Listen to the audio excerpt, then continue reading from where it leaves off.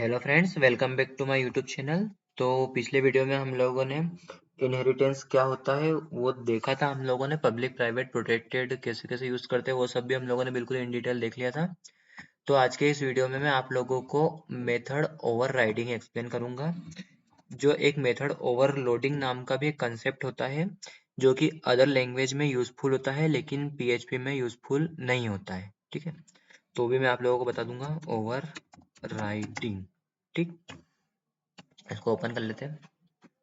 ठीक है, अब मैं एक काम करता हूँ। ये हमारे पिछले ही है, ठीक है, फंक्शंस वगैरह। तो मैं इसको यहाँ से क्लियर कर लेता हूँ। इसको मैं यहाँ से क्लियर कर लेता हूँ। मतलब इतना आप पे बार बार लिखने से अच्छा मैं उसी को यूज कर लूंगा। मतलब रीयूजेबिलिटी, ठीक है, इनहेरिटेंस का रीयूजेबिलिटी। जिसको समझ में नहीं आया कोई बात नहीं, इसको करता हूँ मैथ्स। इसको करता हूँ मैं मैथमेटिक्स, मतलब कुछ भी है, मतलब ऐसे ही। इसको करता हूँ मैं नम वन और इसको कर देता हूँ मैं नम टू। मतलब हमने इसको भी पब्लिक कर दो यार। इसमें हम मतलब अभी हम सीख रहे हैं तो पब्लिक वब्लिक कुछ मतलब प्राइवेट प्रोटेक्टेड इनको छोड़ो, पब्लिक ही लेना है हमको सबका सब। ठीक है, सॉरी, अरे यार सॉरी सॉरी, इसको तो हटा नहीं, भूल गया यार मैं। और आप लोगों को मैंने डायरेक्ट ही चालू कर दिया यार। मतलब आप लोग पूछ भी नहीं रहे हो कि ओवर राइडिंग क्या होता है। आप लोग तो सीधे मतलब समझे ही जा रहे हो यार, क्या है कैसे चलेगा। ठीक है, हाँ देखिए, अब हम पढ़ रहे थे ओवर राइडिंग में क्या वो मेथड ओवरलोडिंग जो है ना उसको एक्सप्लेन करने के चक्कर में आपको ये डेफिनेशन बताने भूल गया, है ना। चलो बताया था, कोई बात नहीं, होता है कभी कभी। ओवर राइडिंग, तो ओवर राइडिंग जैसे आप लोग ओवरलोडिंग सुना है आप लोगों ने, ठीक है। वो जावा सी सी प्लस मतलब इनमें, सॉरी सी का नाम कहाँ से आ गया। सी प्लस प्लस जो भी ऑब्जेक्ट ओरिएंटेड लैंग्वेज होती है ना उसमें मेथड ओवरलोडिंग नाम की भी एक कंसेप्ट होती है। ठीक है, तो मेथड ओवरलोडिंग का मैं एग्जांपल इसी वीडियो में आप लोगों को दे के बता दूंगा। जो इसमें वर्क करे या ना करे वो तो आप लोग देख लीजिएगा, कमांड प्रॉम्प्ट दिखाई देगा हम लोगों को। ठीक है, तो होता क्या है, ठीक है। तो ओवरलोडिंग पहले मैं आप लोगों को बताता हूँ। ओवरलोडिंग जो होता है मतलब आप लोग अदर लैंग्वेज में सीख रहे होंगे तो आपके काम आएगा, इसलिए मैं बता रहा हूँ। ठीक है, ये नहीं तो कोई जरूरत नहीं पीएचपी में बताने की, लेकिन बता रहा हूँ मैं। जो मेथड ओवरलोडिंग होता है ना उसमें क्या होता है कि जो एक क्लास है हमारे पास, जैसे ठीक ये हमारे पास है मैथमेटिक्स क्लास, तो इसी के अंदर में एक ही नाम के मल्टीपल फंक्शंस लिख सकता हूँ। हाँ, आप लोगों ने सही सुना, एक ही नाम के मल्टीपल फंक्शंस लिख सकता हूँ। बस कंडीशन ये है कि उसके अंदर जो पैरामीटर्स होते हैं ना वो डिफरेंट होने चाहिए। डिफरेंट मीन्स कैसा, किसी फंक्शन में एक पैरामीटर है, किसी में तीन है, किसी में 10 है, किसी में दो है, मतलब सेम पैरामीटर की क्वांटिटी नहीं होनी चाहिए। अगर सेम क्वांटिटी के पैरामीटर हुए तो वो कॉन्फ्लिक्ट हो जाएगा, मतलब वो कंफ्यूजन हो जाएगा उसमें और फिर हमारा कंपाइलर एरर जनरेट कर देगा। तो ये होता है हमारा मेथड ओवरलोडिंग। ठीक है, मतलब कि एक जैसे मान लो हमारे पास ऐड नाम के मेथड है, ऐड नाम के मेथड में हमारे पास 2 नंबर है, और फिर ऐड नाम के मेथड में 3 नंबर है, ऐड नाम के मेथड में 4 नंबर है। नंबर क्या है, मतलब 4 आर्ग्यूमेंट है, 3 आर्ग्यूमेंट, 2 आर्ग्यूमेंट, मतलब कि ऐसे डिफरेंट टाइप्स के डिफरेंट क्वांटिटी के आर्ग्यूमेंट्स हो तो ही हमारा मेथड ओवरलोडिंग कहलाता है, और सेम नेम की मेथड होनी चाहिए। तो अभी हम एक देखेंगे उसको भी। ओवर राइडिंग, ये है हमारा मेन टॉपिक आज का, मेथड ओवर राइडिंग। इसका मेथड भी लिख दूंगा, चलो ठीक है, ओवर राइडिंग ठीक है यार, समझ लेना। हाँ, तो ओवर राइडिंग, ओवर राइडिंग का क्या होता है कि जब हम किसी मेथड को एक क्लास में डिफाइन करते हैं, ठीक है, ध्यान से सुनिएगा। किसी मेथड को हम एक क्लास में डिफाइन कर रहे हैं और उसी नाम की और उतने ही आर्ग्यूमेंट की, मतलब सेम, बिल्कुल same, same to same method हम उसकी चाइल्ड क्लास में भी हम कॉल कर रहे हैं। ठीक, तो उसको हम कहेंगे मेथड ओवर राइडिंग, क्योंकि हम जो मेथड है उसको हम ओवर राइड कर रहे हैं। ठीक है, ओवर राइड मतलब पहले से ही है फिर भी हम उसको ओवर राइड कर रहे हैं, तो उसको हम ओवर राइड कहते हैं, ओवर राइडिंग। तो अब जैसा हम लोगों ने इसको हिंदी में बोला वैसे ही हम इसको इंग्लिश में लिखने की कोशिश करते हैं। ठीक है, तो किसी क्लास में कोई मेथड डिफाइन की हुई है, ठीक है। तो if any method define into a class, है ना, इन इन इन इन पेरेंट क्लास, ठीक है। अगर कोई मेथड पेरेंट क्लास में डिफाइन करी है एंड सेम नेम मेथड, ठीक है, मतलब उसी नाम की मेथड अगर हम लोग चाइल्ड क्लास में डिफाइन कर दे, ठीक है, तो same name method define child class in child class, ठीक है, मतलब इन चाइल्ड क्लास, ठीक, then that is called method overriding, ठीक है। अब ये देखिए ये कैसा इधर उधर खिसक रहा है, ये हमारा VS कोड में, तो इसके लिए हमें वर्ड व्रैप करना पड़ता है, ठीक है। तो वर्ड व्रैप आपको यहाँ पर व्यू है ना, व्यू के अंदर भी देखिए यहाँ पर ये वर्ड व्रैप लिखा है और उसकी शॉर्टकट की भी दे रखी है, देखो अल्ट प्लस जेड। तो मैं हमेशा इसको अल्ट प्लस जेड से ही कर लेता हूँ क्योंकि मुझे यहाँ पर याद है उसकी कमांड, ठीक है। तो देखिए मैंने अल्ट प्लस जेड प्रेस किया तो देखिए अभी तो उधर नहीं हो रहा है। तो ऐसा कर लिया कीजिए आप इसको वर्ड व्रैप है ना, तो ताकि आप लोगों को उसको बार बार स्क्रॉल नहीं करना पड़े, ठीक है। वो तो छोड़ो।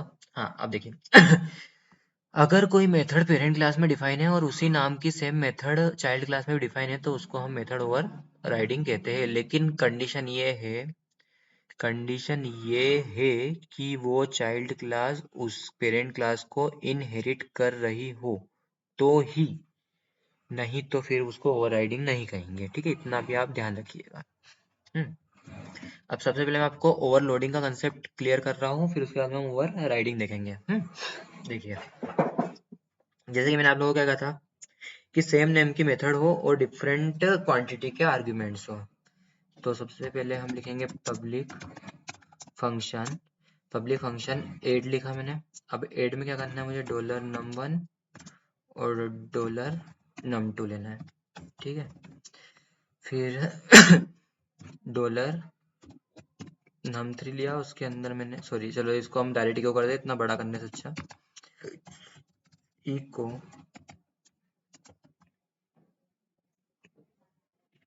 इको इको इको इसमें ये नहीं लगेगा ना, eco dollar num1 plus dollar num2, ठीक है। तो जो भी इन दोनों का एडिशन आएगा वो यहाँ पर इसको प्रिंट कर देगा। सेम इसको कॉपी किया मैंने, dollar num3 plus dollar num3। अब देखिए ज्यादा लिखने से कोई मतलब नहीं क्योंकि वो तो वैसे वर्क करेगा नहीं। ये देखिए बिल्कुल सेम है, बस इसमें जो आर्ग्यूमेंट की क्वांटिटी है ना वो अलग है। देखिए इसमें दो दो आर्ग्यूमेंट है और इसमें 3 आर्ग्यूमेंट है या पैरामीटर है, ठीक है। सॉरी। अब देखिएगा अब ये कैसे वर्क करता है। अब इसको तो कोई दिक्कत नहीं, बनाया है तो कोई बात नहीं, ठीक है। डॉलर MAT सॉरी हमें ऑब्जेक्ट बना लेना, object equal to new maths MATHS maths. हमने मैथ्स का ऑब्जेक्ट क्रिएट कर लिया जिसके अंदर हमने भेजा है 40 और 50 को, ठीक है। इसको सेव किया, अब देखिए अब क्या होता है। सॉरी अभी नहीं होगा कुछ अभी कुछ नहीं होएगा क्योंकि अभी हमने इसमें कंस्ट्रक्टर डिफाइन नहीं करा ना यार, ऐसे कैसे हो सकता है यार। कंस्ट्रक्टर डिफाइन नहीं करा हमने, डायरेक्ट करा है ना। तो अब हम करेंगे डॉलर ओबीजे से हम कॉल करेंगे एड नाम की मेथड को, उसमें मैंने पास कर दिया 40 और 50 सॉरी। अब इसको रन करके देखूंगा, देखिए अब कंपाइलर क्या बोलता है।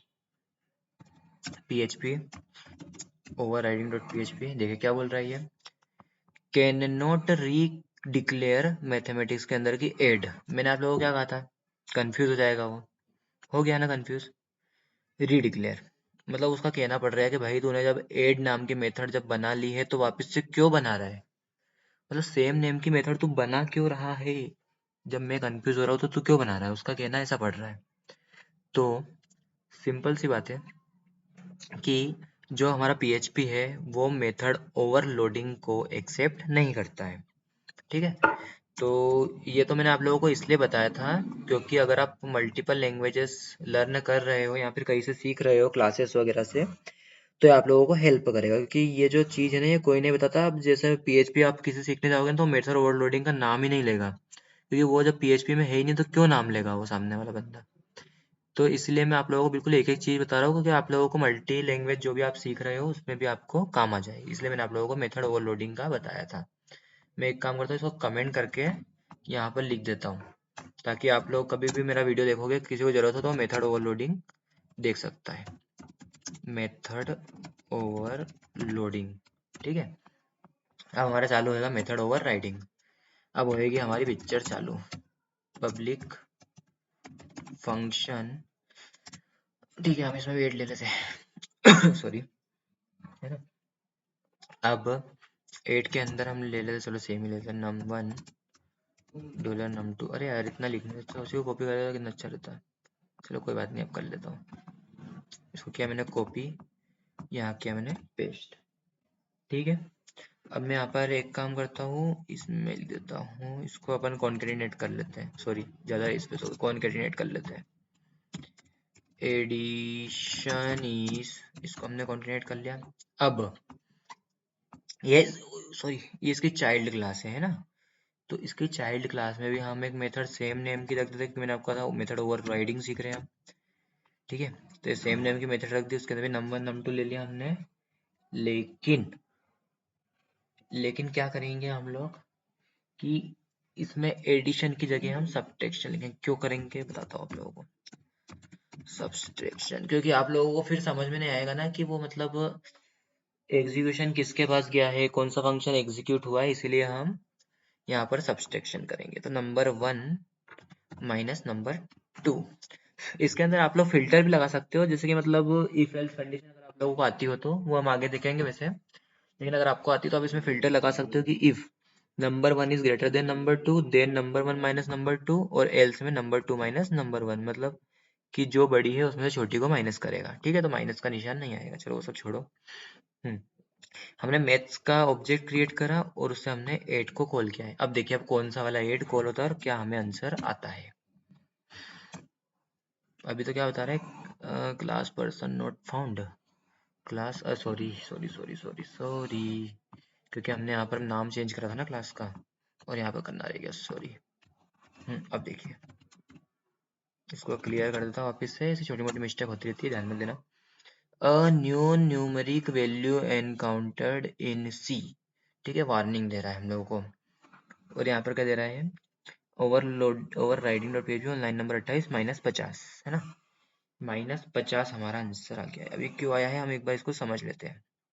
नॉन न्यूमेरिक वैल्यू 28 नंबर की लाइन पे जो नॉन न्यूमेरिक वैल्यू है, नॉन न्यूमेरिक वैल्यू मतलब इसको नंबर वैल्यू क्यों नहीं मिल रही यार।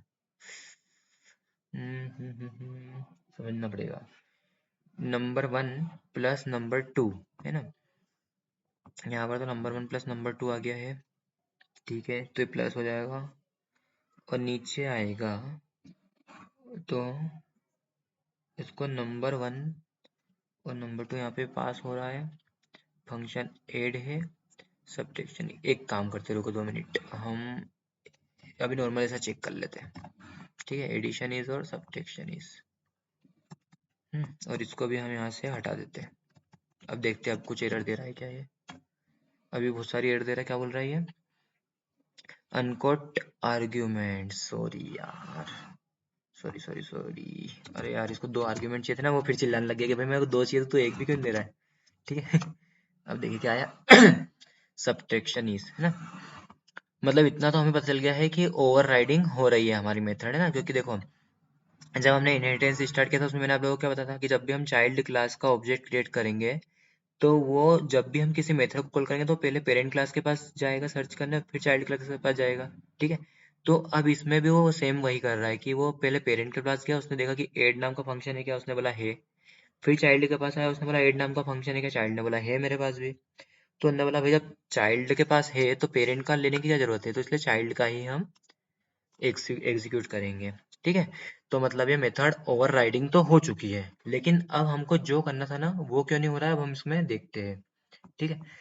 तो सब्ट्रैक्शन इज, जब नंबर 1 और नंबर 2 जा रहा है तो dollar num1 minus dollar num2, है ना, dollar num1 minus dollar num2, है ना। अब रुको मुझे कुछ तो समझ में आया है कि ये क्यों हो रहा है ऐसा, एक बार वो देख लेते हैं, ठीक है। क्यों हो रहा है, क्योंकि हम लोगों ने इसको वैल्यू असाइन नहीं की है। कैसे, जो भी वहां से आर्ग्यूमेंट आ रहे हैं ना उसी को हमें प्लस माइनस करना, तो हमने इसको क्यों ले रखा है यहाँ पर, ठीक है। अगर हम इसको हटा के देखें और यहाँ पर फिर से इसको मैं रन करके देखूंगा, फिर भी वार्निंग आ रहा है कि non numeric value encountered, numeric value encounter, मतलब उसको नंबर नहीं मिल रहा है यार। पब्लिक फंक्शन एड, उसको उसको क्यों नहीं मिल रहा है?